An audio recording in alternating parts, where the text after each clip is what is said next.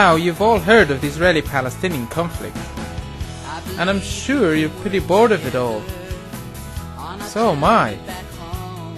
You see, I was brought up in Nazareth, in Israel, to an English-Irish-Israeli-Palestinian family. We were a minority within a minority as Christian Palestinians who didn't flee Palestine in 1948, but became Israeli citizens. My life was okay. We didn't live in refugee camps, though we did get to wear gas masks, watch F-16s bomb the arse out of Lebanon after a crazy Palestinian blew up a bus or something. Racism, hate and revenge was cool. I had everything I needed, yet I moved to Scotland to get away from it all. Man, what was I thinking? But I got to see the conflict from a different angle. And do you know what? It was oddly twisted. It was way out of proportion. I'm going to show you a new angle to it all. Every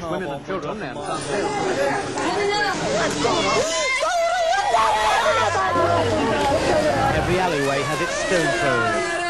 Most are jammed into tin-roofed holes.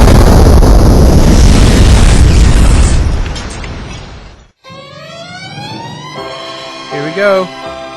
Over 3,000 years ago, Abraham had two sons, Isaac, who was the father of the Jews, and Ishmael, who was the father of the Arabs. In the Bible it says, they lived in hostility towards all their brothers. Then, after World War I, Lord Balfour in England promised the Jews a homeland in Palestine. So the Jewish people emigrated to Palestine, which was under a British mandate. Then, after the atrocities of the Holocaust, the Jewish people were desperate for a state. So again they flocked to Palestine, bought land and settled there. The Palestinians living there didn't mind the newcomers, and lived side by side, sort of peacefully, until 1947, when the United Nations decided to split the country in half.